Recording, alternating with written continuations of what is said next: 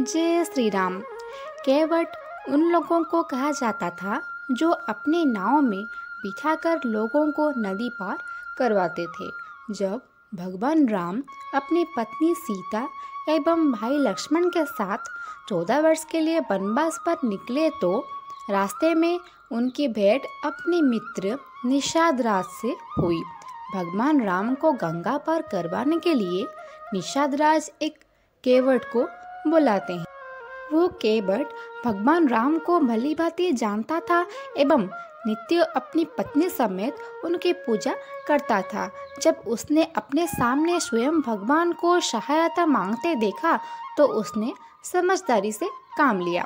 आज हम आपको भगवान राम एवं केवट के बीच घटित हुई इसी सुंदर घटना का वर्णन करेंगे।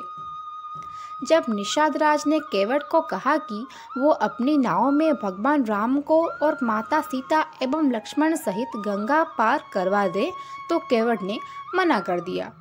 केवट ने कहा कि उसने सुना है कि श्री राम के चरण अद्भुत है एवं उनके चरणों की धूल किसी चमत्कारी जड़ी बूटी से कम नहीं है। लोग इनके चरणों की धूल पाने के लिए लालायत रहते हैं, इसीलिए मैं पहले इनके चरण धोऊंगा और फिर ही इन्हें गंगा पार करवाऊंगा।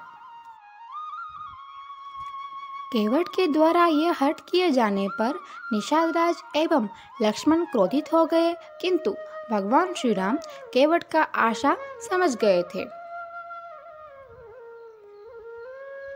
दोनों का क्रोध देखकर केवट ने स्वयं ही भगवान श्री राम को कहा कि वो उनके द्वारा माता अहल्या को पत्थर से महिला बना देने का कथा जानते हैं। जब वे एक कठोर पत्थर को एक नारी में परिवर्तित कर सकते हैं तो मेरी नाव तो एक लकड़ी की बनी है। केवट ने कहा कि यदि मेरी नाव भी आपके पैर पड़ने से किसी और रूप में परिवर्तित हो गई तो मेरी जीविका का साधन चला जाएगा। उसने कहा कि वो अपना और अपने परिवार का भरण पोषण इसी नाव के सहारे ही करते हैं और यदि ये नाव नहीं रहेगी तो उसके जीवन का सहारा छीन जाएगा। इसी तरह केवट ने प्रभु के बिना चरण धुलाए उन्हें गंगा पार करवाने से मना कर दिया। भगवान राम को केवट के हठ के आगे झुकना पड़ा। उन्होंने हाँ कर दिया। इतना कहते ही केवट ने अपनी पत्नी से एक जल का पात्र मंगवाया और गंगा के पानी से प्रभु श्री राम के चरण धोए एवं उस जल को ग्रहण किया। इसी तरह केवट ने न केवल भगवान के प्रति अपनी भक्ति सिद्ध की अपितु भगवान के चरण कमलों का जल ग्रहण कर स्वयं का उद्धार किया। इसके बाद केवट ने तीनों को अपनी नाव में बिठाया एवं खुशी खुशी गंगा के उस पर लगा दिया। भगवान राम ने उसकी भक्ति से प्रसन्न होकर सीता को अपनी अंगूठी उसे उपहार स्वरूप देने को कहा।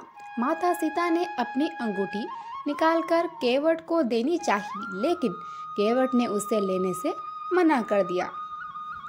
जब भगवान श्री राम ने उसका कारण पूछा तो केवट ने उत्तर दिया कि जो व्यक्ति समान कार्य करते हैं वे एक दूसरे से पैसा नहीं लिया करते। जैसे कि एक नाई दूसरे नाई के बाल काटने के पैसे नहीं लेता, उसी प्रकार एक केवट दूसरे केवट से पैसे नहीं ले सकता है। तब केवट ने कहा कि वो उनको अच्छे से जानता है। वो इस मृत्युलोक में केवट की भूमिका निभाता है, तो वहीं भगवान श्री राम मनुष्य को जीवन मृत्यु से मुक्ति दिलाकर भवसागर की नाव पार करा देते हैं। केवट की इसी बुद्धिमत्ता से प्रसन्न होकर भगवान श्री राम ने उसे मोक्ष प्रदान किया। भगवान राम ने उसे मृत्युलोक के बाद मोक्ष प्राप्ति का वरदान दिया। इस प्रसंग से हम सभी को यह शिक्षा मिलती है कि हमें सब पता होने के बाद भी हम भगवान से भौतिक वस्तुओं की मांग करते हैं एवं उसी के सुख दुख में खोए रहते हैं। यदि वो केवट भी उस समय सोने की अंगूठी ले लेता तो वो उसे मोक्ष के रूप में मिले उपहार के सामने तुच्छ होता।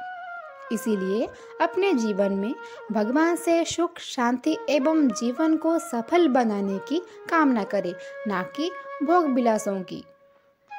For more stories, please like, share and subscribe. Stories for you. जय श्री राम।